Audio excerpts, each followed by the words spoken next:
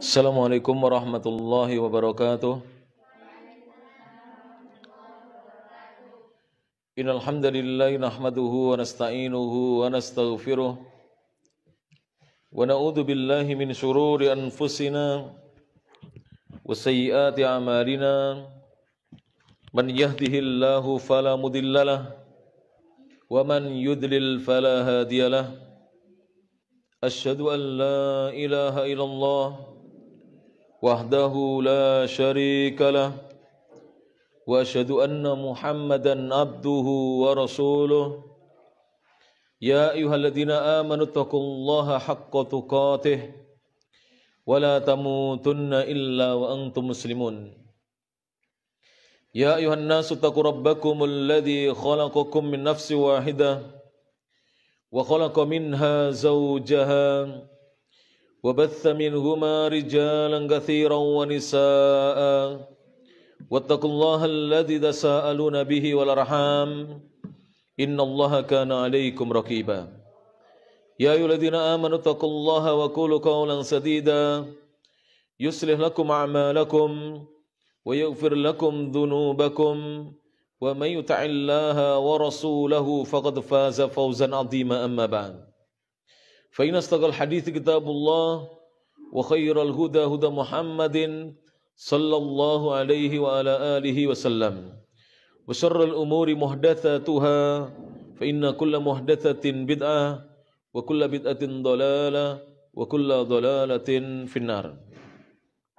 Akhwati fillah rahimani Allah wa iyyakum.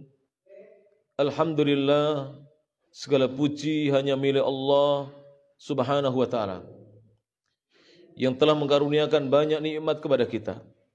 Alladzi bi ni'matihi tatimmus shalihat, yang dengan nikmat dan karunia dari Allah Subhanahu wa ta'ala semata semua kebaikan menjadi sempurna. Kita lanjutkan kajian kitab Muharramatun, hal-hal yang diharamkan. Istahana biha kathirun minan nisa'i, yang diremehkan oleh kebanyakan kaum wanita. Yajibul istinabu minha, yang wajib untuk menjauhi perkara-perkara tersebut.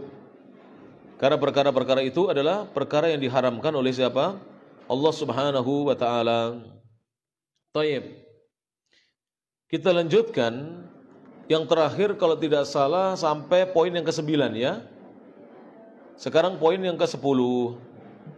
Yang ke-10 berjudul Al-Ashiru Adamu lubsil hijab syar'i.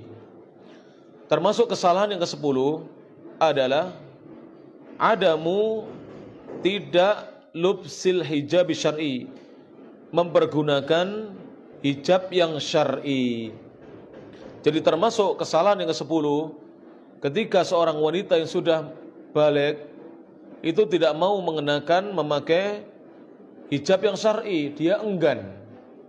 Kemudian wal istiqamatu atau wal istiqamati alaihi, itu kurang sin ya. Wal istiqam, tambahi sin sebelum ta. Karena ini cetakan pertama masih banyak kekeliruannya, insyaallah di cetakan berikutnya akan kita betulkan. Wal istiqamatu, sebelum ta kasih sin ya. Wal istiqamatu alaiha dan alaihi. Dan boleh dibaca wal istiqamati alaihi, dan tidak istiqamah di atas hijabnya. Ada yang sudah pakai hijab tapi begitu punya putra hijabnya dilepas. Ini ada beberapa ibu begitu.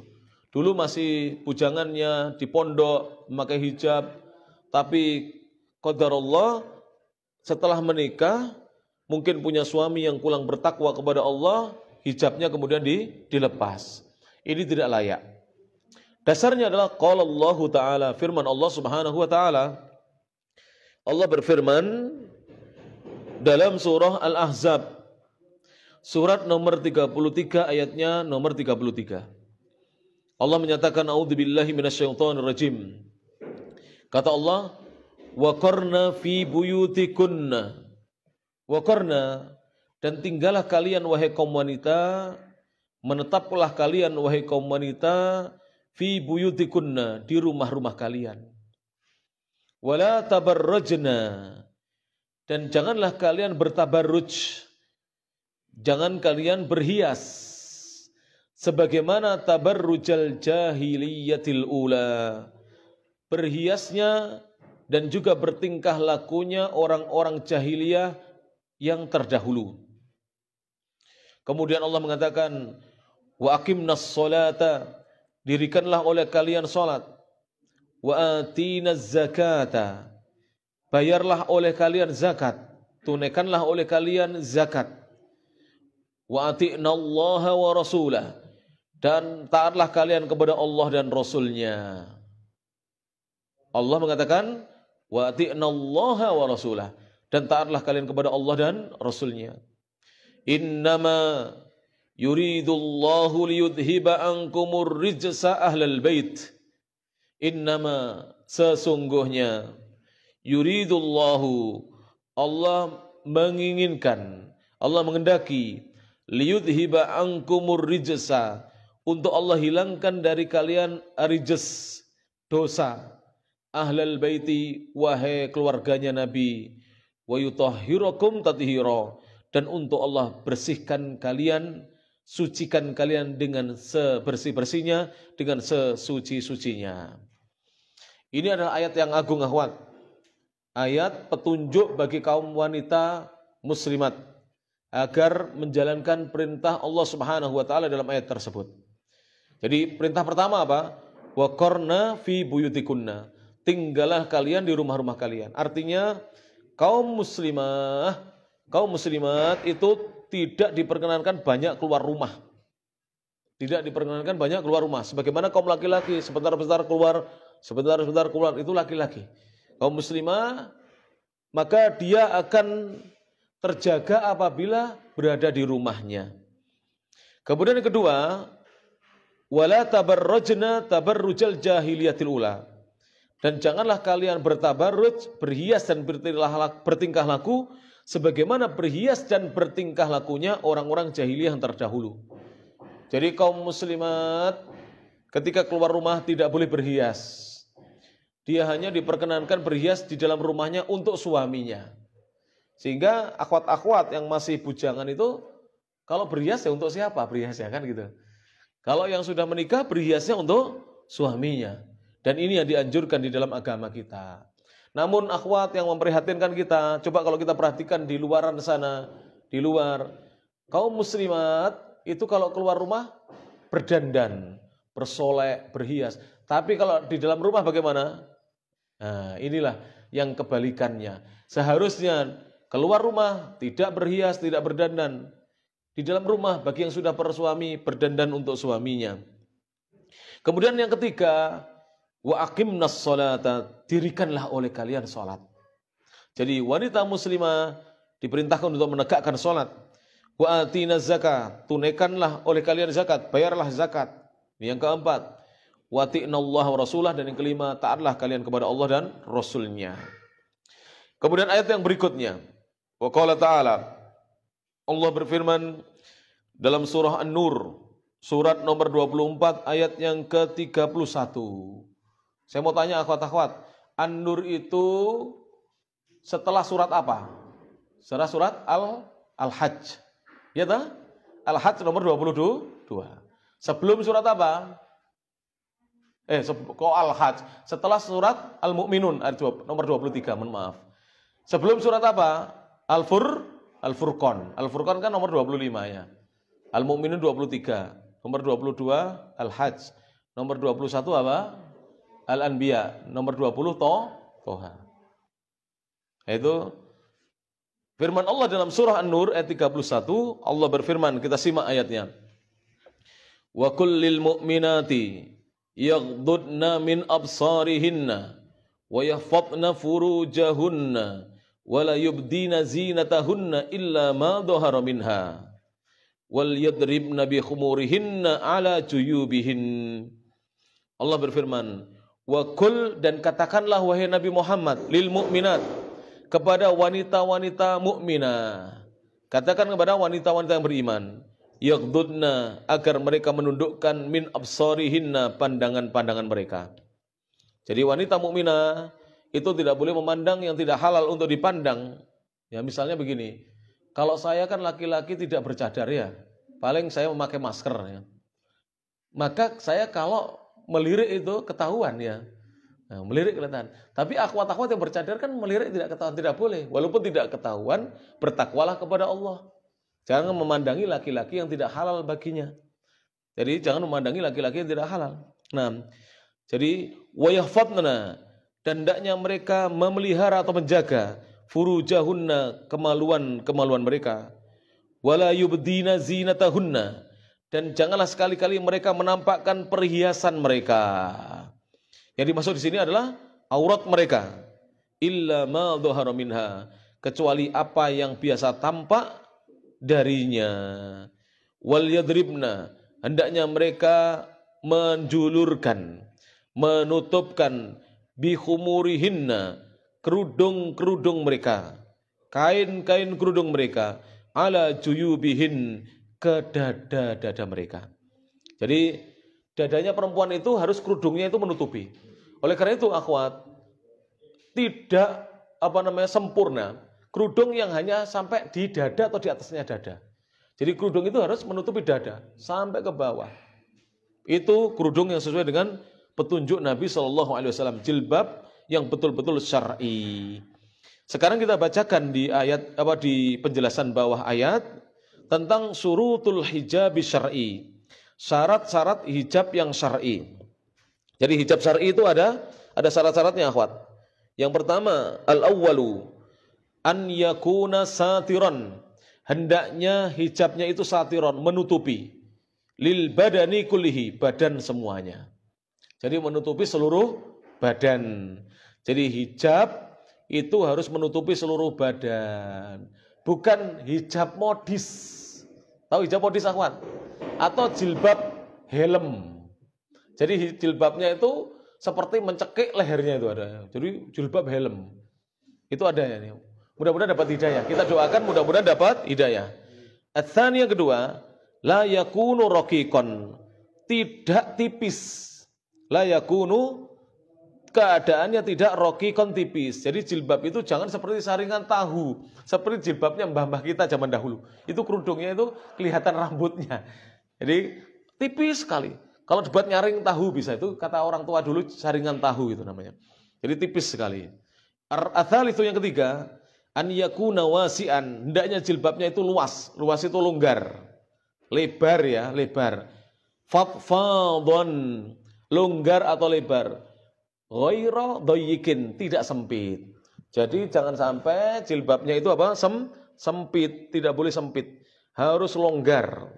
Ini jilbab yang sesuai dengan sunnah Nabi SAW. Nah, jadi jilbab yang sesuai dengan sunnah Nabi SAW harus longgar. Ar-rabi yang keempat, an la yakuna zinatan fi nafsihi.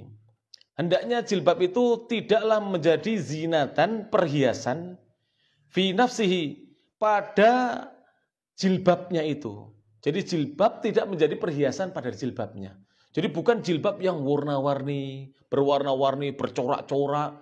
Kemudian sebagian wanita sekarang ini jilbabnya itulah ada kembang-kembangnya, bordir-bordirnya ini, yang kelihatan norak. Ini. Kalau seperti ini cukup dipakai di rumah. Jangan dipakai di luar karena menarik perhatian laki-laki.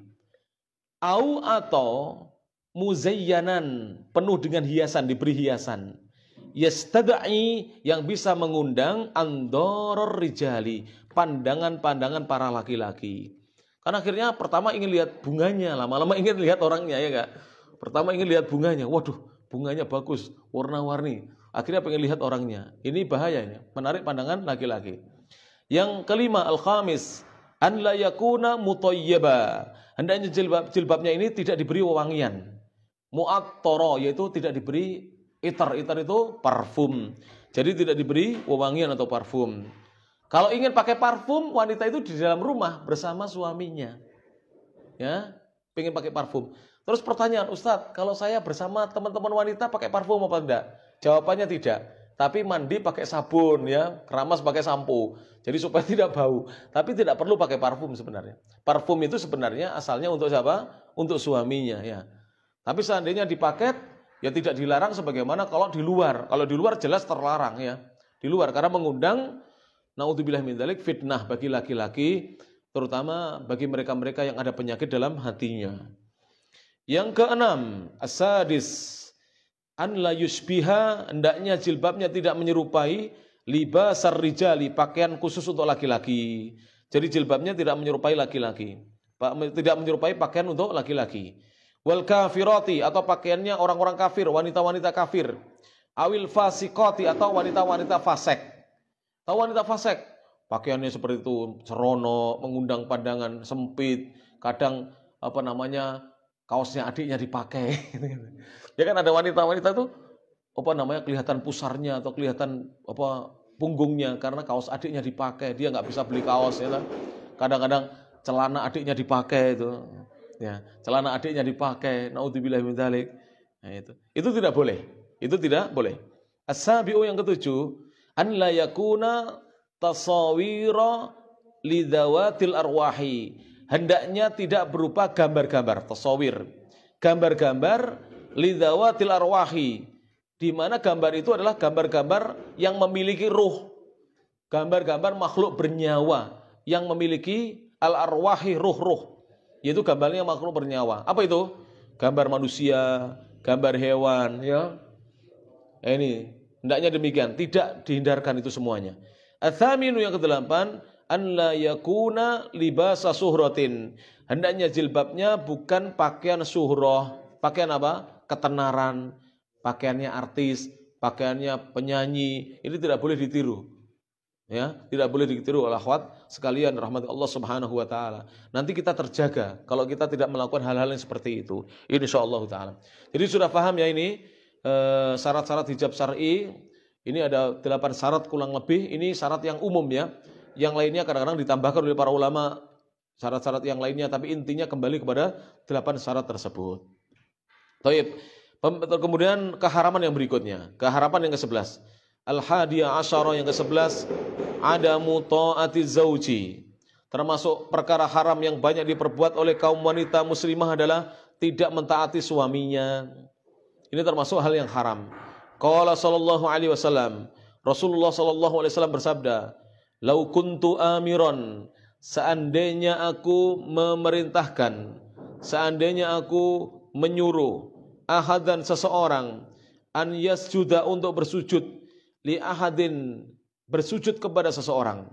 Jadi kata Nabi, seandainya aku diperkenankan, diperbolehkan untuk menyuruh, memerintahkan seseorang bersujud kepada orang lain, la amartul mar'ata, sungguh atau niscaya aku akan suruh wanita antas juda untuk bersujud li zaujiha, kepada suaminya. Tapi Nabi tidak disuruh oleh Allah, Nabi tidak diperkenankan oleh Allah untuk menyuruh seseorang sujud kepada orang lain. Tidak boleh, karena sujud itu hanya untuk Allah. Tapi seandainya boleh, kata Nabi, aku akan perintahkan seorang wanita sujud kepada suaminya. Ini berarti haknya suami di hadapan seorang istri sangat besar. Maka nasihat saya ya kepada semuanya, mari persiapkan diri. Nanti kalau sudah menikah, maka harus kita muliakan suami kita. Kenapa? Karena haknya suami demikian besarnya. Bahkan Nabi seandainya diperbolehkan untuk menyuruh seseorang bersujud, beliau akan menyuruh wanita-wanita bersujud kepada suami-suami mereka. Hadisnya rawahu at-Tirmidzi, diriwayatkan oleh Imam at-Tirmidzi. Hadis nomor 1959. Wa sahhahahu al-Albani, dan disahihkan oleh Syekh Al-Albani fi Sahihil Jami', dalam kitab Sahihil Jami', hadis nomor 5294. Thayyib. Hadis berikutnya, an Abdurrahman bin Aufin, dari Abdurrahman bin Auf radhiyallahu anhu, dan beliau salah satu orang yang dijamin masuk surga, salah satu sahabat yang dijamin masuk surga. Beliau berkata, qala Rasulullah sallallahu alaihi wasallam, Rasulullah sallallahu alaihi wasallam bersabda, idza shallatil mar'atu khamsaha, idza apabila shallatil mar'atu, seorang wanita itu salat khamsaha, salat 5 waktunya dikerjakan, wa shamat syahruha, dan berpuasa di bulannya, bulan yang dia diwajibkan untuk berpuasa di bulan tersebut, yaitu Ramadan, wa hafizat farjaha, kemudian dia memelihara atau menjaga kemaluannya, wa ata'at zaujaha, kemudian dia mentaati suaminya. Ada berapa amalan di sini akhwat? Salat 5 waktu yang pertama. Kemudian puasa Ramadan. Kemudian menjaga kemaluan kehormatannya. Kemudian mentaati suaminya. Lihat, mudah sekali Islam. Salat 5 waktu, puasa Ramadan, menjaga kehormatan atau kemaluannya, kemudian mentaati suaminya. Qilalaha, akan dikatakan kepadanya, udkhulil jannata, masuklah kamu wahai wanita ke dalam surga. Min ayyi abwabil jannati, dari pintu surga mana saja, syi'ti, yang kamu inginkan, kamu kehendaki. Bayangkan, disuruh masuk pintu surga yang mana saja yang kita pilih, yang dipilih oleh kaum wanita. Masya Allah. Pintu surga ada berapa akhwat? 6 atau 5? Akhwat, pintu surga ada berapa? 7 atau 8? Masuk 7, 8 pintu surganya. Nanti dicek kembali, 8 pintu surga. Dalam sebuah hadis, dari 8 pintu surga. Itu suruh milih dari 8 pintu surga yang ada. Toib, suruh milih, bayangkan. Boleh milih masuk dari pintu ini, dari pintu ini, dari pintu ini. Rawahu Ahmadu. Hadis ini diriwayatkan Imam Ahmad. Silakan ditambahkan hadis nomor 1661. Hadis nomor 1661. Wa Ibnu Hibban, dan diriwayatkan oleh Imam Ibnu Hibban. Hadis ini diriwayatkan pula oleh Imam Ibnu Hibban. An Abi Hurairah, dari Abu Hurairah radhiyallahu anhu. Kalau Ibnu Hibban dari Abu Hurairah. Kalau Ahmad dari Abdurrahman bin Auf tadi. Wa sahhahahu Al-Albani, dan disahihkan oleh Syekh Al-Albani fil Jami'is Shaghir, dalam kitab Al-Jami' As-Shaghir, hadis nomor 660. Hadis nomor 660.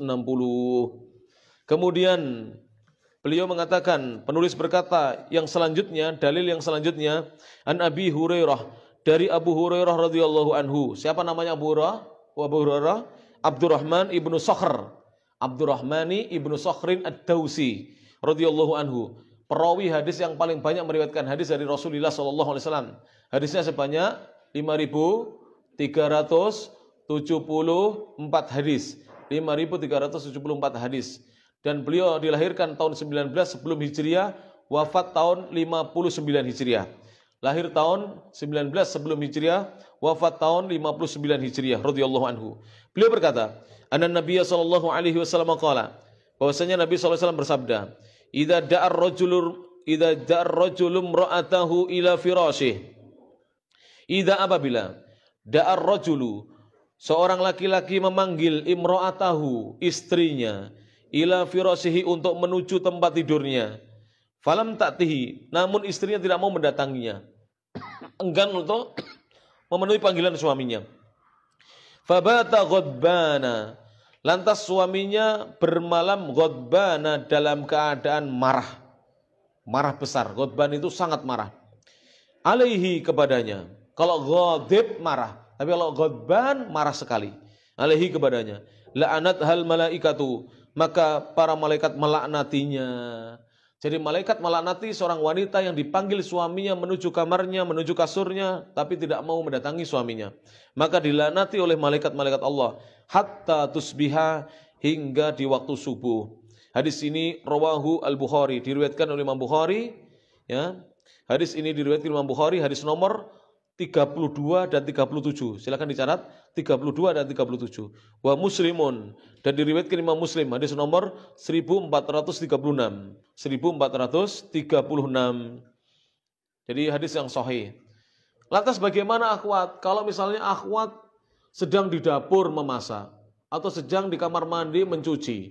Maka datangi dulu panggilannya, apa keperluan suami, baru kalau belum selesai masak katakan misalnya, saya masih masak, insya Allah nanti saya laksanakan tugasnya. Begitu. Jadi harus didatangi dulu panggilan suaminya.